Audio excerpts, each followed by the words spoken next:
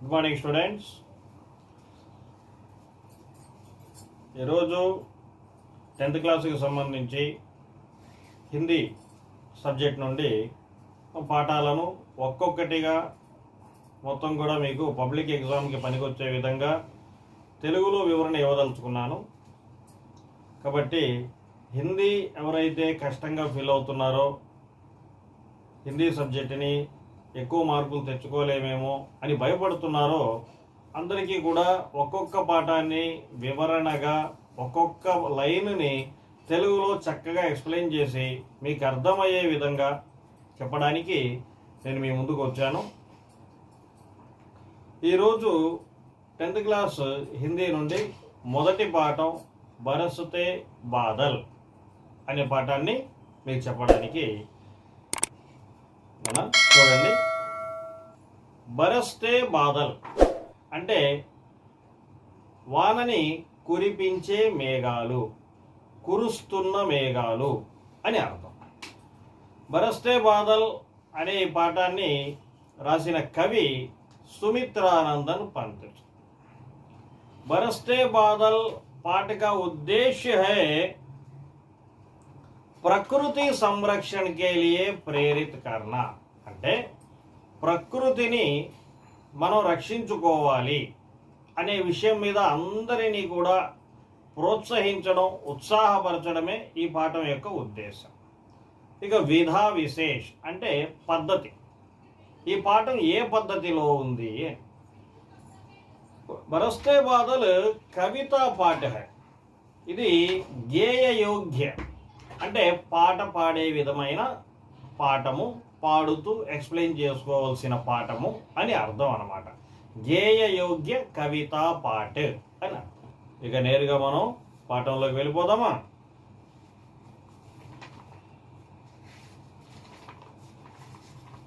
विषय प्रवेश. वर्षा ऋतु हमेशा से सबकी प्रिय ऋतु रही है. అంటే వర్ష ఋతువు గురించి కదా మనం చెప్పుకునేది. వర్ష ఋతు హమేషా అంటే ఎల్లప్పుడూ. ఈ వర్ష ఋతువు అనేది ఎల్లప్పుడూ కూడా అందరికీ బాగా ప్రియమైన ఋతువు, అందరికి బాగా నచ్చే సీజన్ అన్నమాట. वर्षा के समय प्रकृति की सुंदरता देखने लायक होती है. देखने लायक చూడదగినట్టుగా ఉంటుంది, చూడముచ్చటగా ఉంటుంది. ఎప్పుడు వానాకాల సమయంలో ప్రకృతి సౌందర్యం చాలా చూడముచ్చటగా ఉంటుంది. అందరికీ నచ్చేది కదా. ముసలివాళ్ళు బయట వాకింగ్ చేయొచ్చు, చిన్నపిల్లలు ఆడుకోవచ్చు, పసిపిల్లలకి ఇబ్బంది లేకుండా ఉంటుంది. ఇలాంటివన్నీ కూడా వాతావరణం చాలా చల్లగా ఏసీలాగా ఉంటుంది. కాబట్టి అందరికీ నచ్చేది. పక్షులు, పశువులు ఇవన్నీ కూడా తాగడానికి మంచి నీరు దొరికే సీజన్ అయిపోయా. ఆ ఆకులు అన్నీ రాలిపోయి ఎండాకాలంలో ఒక మొండెంలాగా ఉండే ఆ చెట్లు కూడా ఆకులు చిగురించి పచ్చగా ఉండే దానికి కారణం ఎవర్రా అంటే వానాకాలం అన్నమాట. కాబట్టి వర్ష ఋతువు అంటే అందరికీ నచ్చుతుంది, ప్రతి ప్రాణికి కూడా. पेड़ पौधे, पशु पक्षी, मनुष्य और यहाँ तक की धरती भी खुशी से झूम उठती है. చూసారా ఆ మాట అన్నారు ఇక్కడ కూడా. పేడ్ పౌదే అంటే ట్రీస్ అయినా కానీ, పశు పక్షి యానిమల్స్, బర్డ్స్ పశువులు పక్షులు, మనుషులు, ఇంకా భూమికి కూడా ఇష్టం అంట వానంటే. ధరితీవి ఈ భూమి కూడా ఎండకి బాగా హీట్కి బద్దలు అయిపోయి ఉంటుంది కదా, భూమి కూడా చల్లబడి హ్యాపీగా ఉంటుందట. ఇసి సౌందర్య కా వర్ణన్ యహా ప్రస్తుత్ కియా గయా హై. పాఠంలో చెప్పింది ఏంటంటే ఇదంతా వర్ణించడమే ఈ పాఠంలో చెప్పబడినది. సరే, ఒక్కొక్క పద్యం దగ్గరికి వెళ్దామా మనం? చూడండి అన్న. झमु झमु झमु झमु मेघ बरसते है सावन के, छमु छमु छमु गिरती बूंदे तरुओं से छनके, चमु चमु बिजली चमक रही रे उर्मे घन के, थमु थमु दिन के तमु में सपने जगते मन के. ఇది మొదటి పద్యం. మొదటి పద్యానికి భావం ఏంటో చూద్దామా? ఏమంటున్నాడు?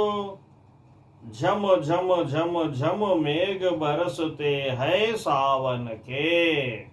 సావన్ అంటే శ్రావణ మాసం. శ్రావణ మాసంలో మేఘ బరసతే హై, మేఘాలు వర్షాన్ని కురిపిస్తాయట. ఎలాగా? ఝమ్ ఝమ్ ఝమ్ ఝమ్ అని సౌండ్లు చేస్తూ శ్రావణ మాసంలో వర్షాన్ని కురిపిస్తాయి మేఘాలు. శ్రావణ మాసం అంటే అందరికీ బాగా ఇష్టం ఉంటుంది నాన్న. ఎందుకంటే శ్రావణ మాసంలో सावन के महीने में ही सभी त्योहार आते हैं, लड़कियां झूला डालकर झूलती हैं అని అంటారు. అంటే ఏంది? శ్రావణ మాసంలో పండుగలు ఎక్కువ వస్తాయి. ఆడపిల్లలు ఉయ్యాలు వేసుకొని ఊగుతుంటారు. అందరికీ నచ్చే మాసం కాబట్టి శ్రావణ మాసంలో మేఘాలు ఝమ్ ఝమ్ ఝమ్ ఝమ్ అని వానను కురిపిస్తాయి. छम छम छम गिरती बूंदे तरुवों से छन के. ఛన్ ఛన్ అంటే ఏంది? జల్లెడ పట్టబడి అన్నమాట. అంటే వడపోత అని అర్థం దానికి. పైనుంచి కురుస్తున్న వాన నీళ్లు చెట్ల మీద పడి చెట్ల ఆకుల మీద జల్లెడ పట్టబడి భూమి మీదకి పవిత్రమైన నీళ్లు కురుస్తాయి. ఎలాగా? పైనుంచి వాటర్ వస్తూ ఉంది కదా, ఆ వస్తున్న నీళ్లు చెట్ల ఆకుల మీద ఏమన్నాడు ఇక్కడ? గిరితి బూందే, గిర్నా పడడము, బూందే డ్రాప్స్. ఆ డ్రాప్స్ ఎక్కడ పడుతున్నాయి? ఎక్కడ పడుతున్నాయి? తరు అంటే చెట్టు మీద పడి ఎలాగా? ఛమ్ ఛమ్ ఛమ్ అని సౌండ్ చేసుకుంటూ ఆ చెట్ల ఆకుల మీద పడి ఏమవుతుంది?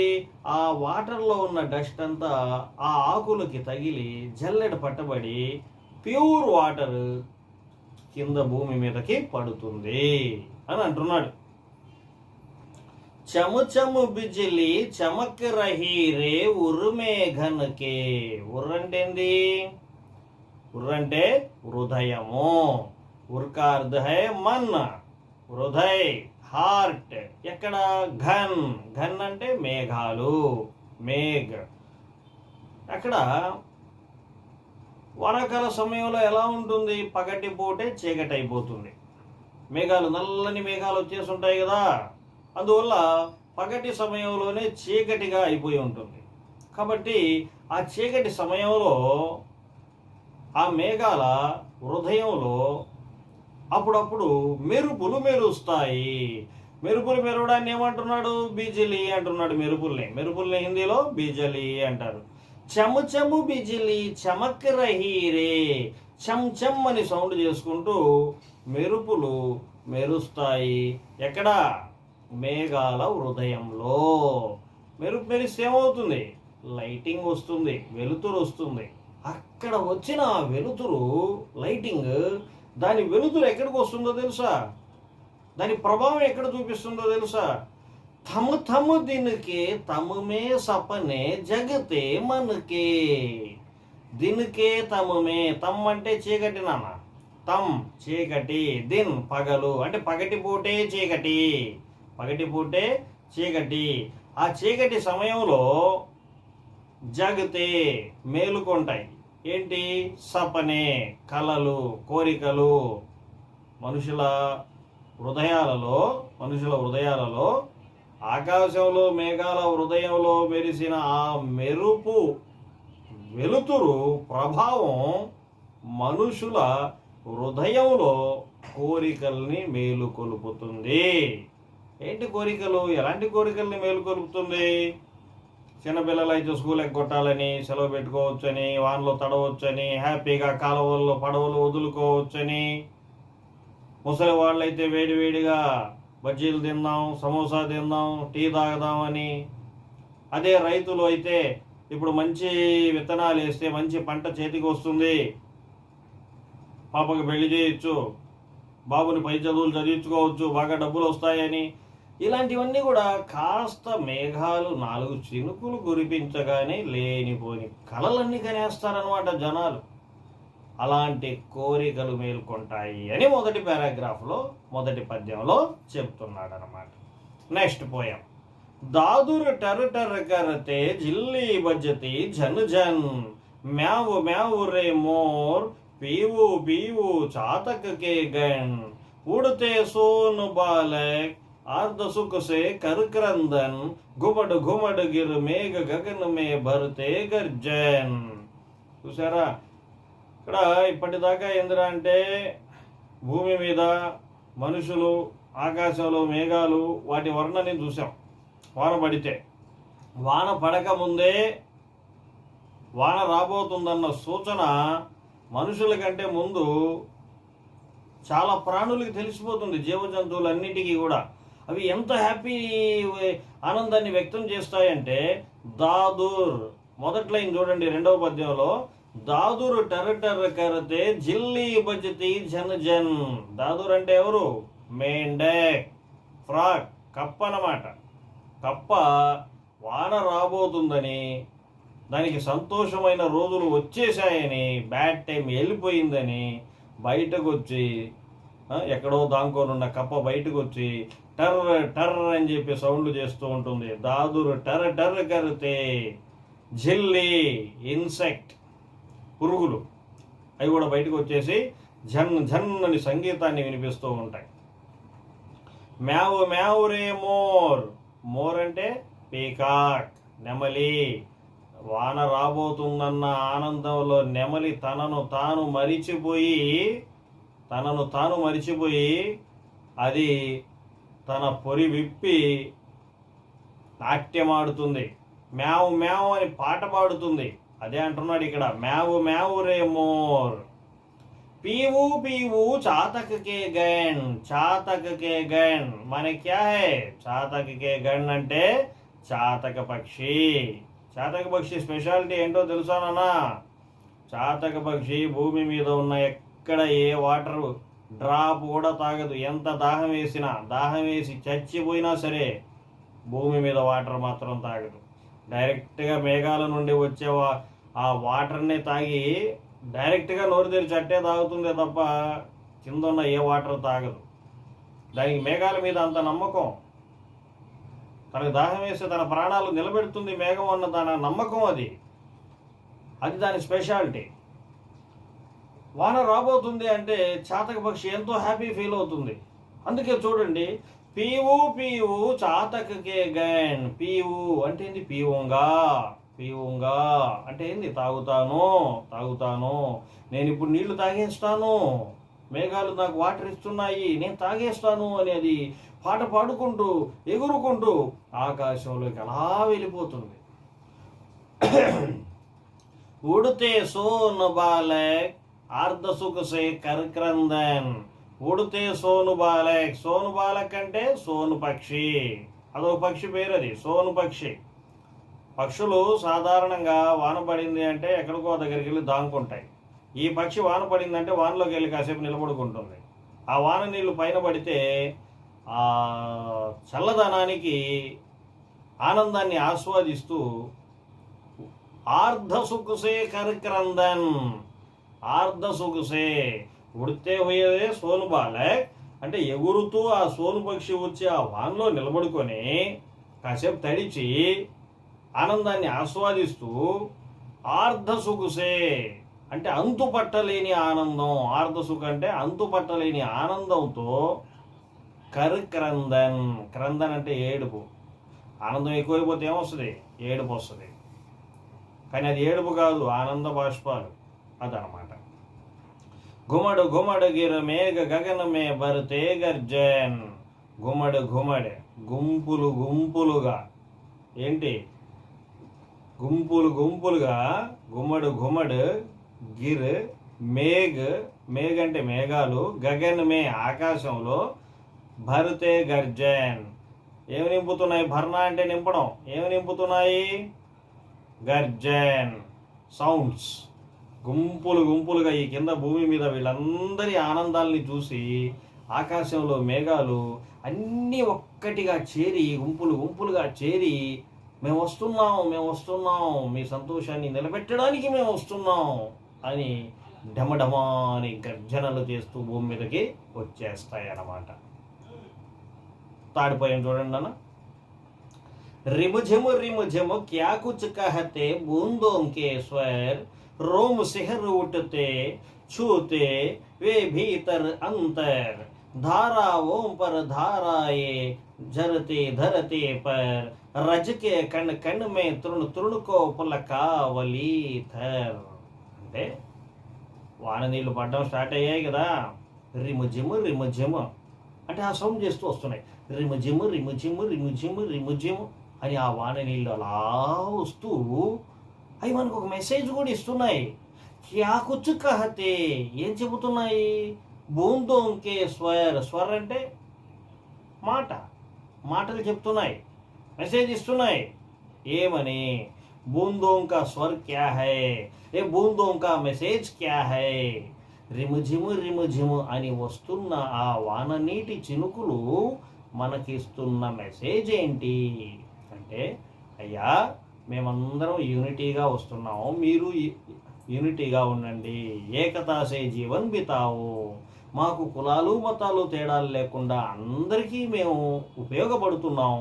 మీరు కూడా అందరికీ ఉపయోగపడండి, కులాలు మతాలు వదలండి, సహాయం చేయండి, కలిసి ఉండండి, గొడవలు పడవాకండి.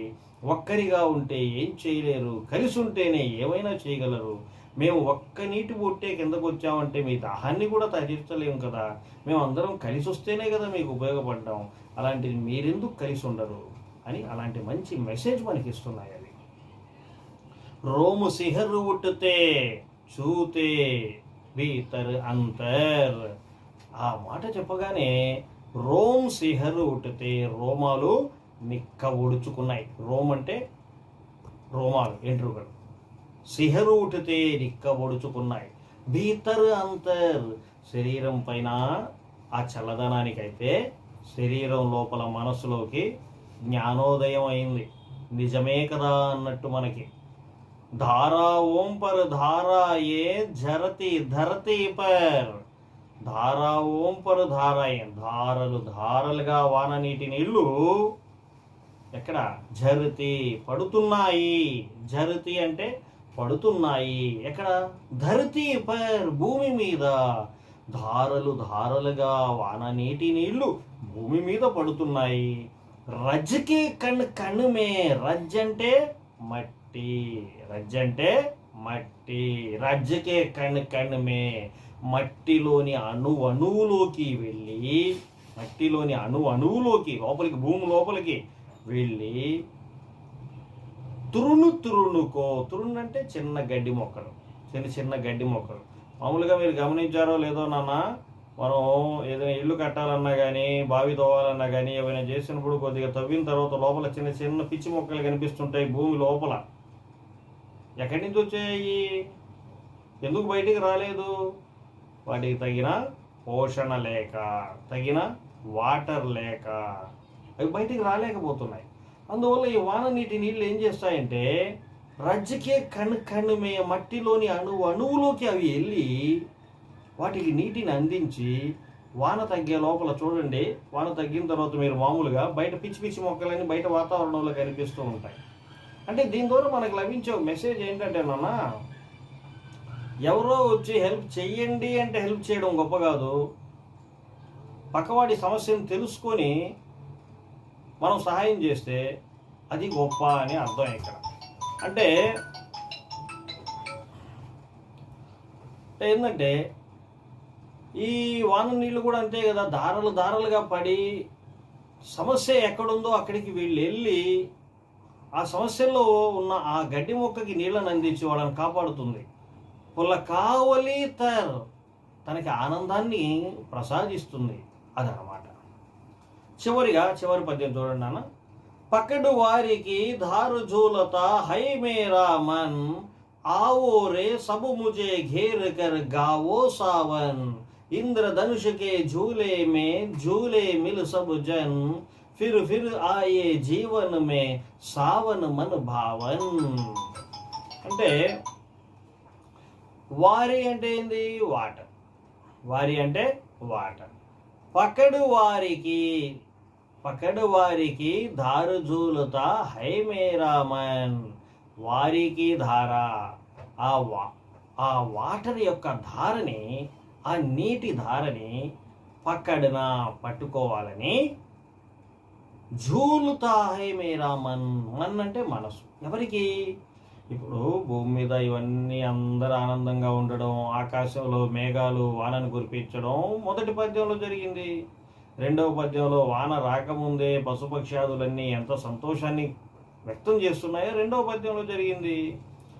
మూడవ పద్యంలో ఎలా వస్తున్నాయి, ఎవరెవరికి ఆనందాన్ని కలిగిస్తున్నాయి, ఏం మెసేజ్ ఇస్తున్నాయి, ఇవన్నీ కూడా మూడవ పద్యంలో జరిగాయి.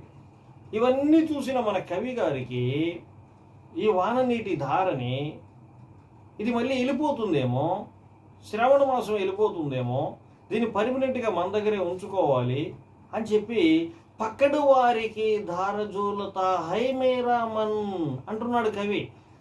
నాకు ఆ వాన నీటి ధారని గట్టిగా పట్టుకోవాలని నా మనసు అంటుంది అన్నాడు. పట్టుకుంటే ఉంటుందా? ఉండదు. అందుకని చుట్టుపక్కల వాళ్ళందరినీ పిలుస్తున్నాడు. ఆవోరే ముజే ఘేరుకర్ గావో సావన్ అన్నాడు.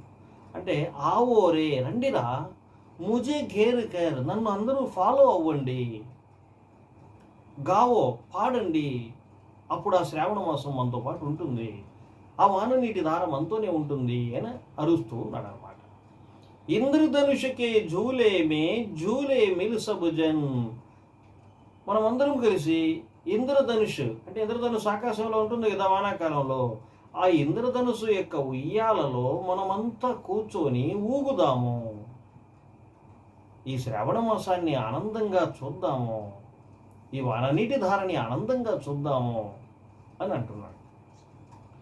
ఫిర్ ఆయే జీవన్ మే సావన్ మన భావన్ ఫిర్ ఆయే.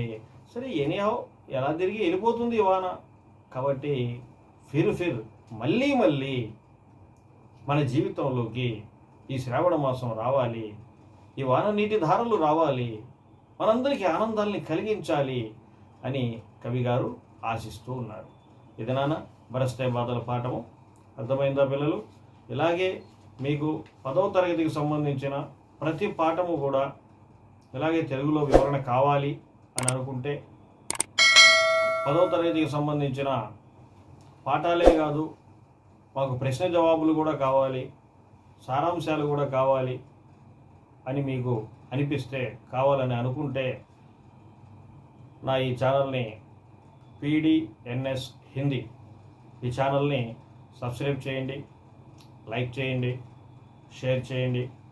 మీకోసం ఇంకా మరెన్నో మంచి పాఠాలు ప్రశ్నలతో మళ్ళీ వస్తాను.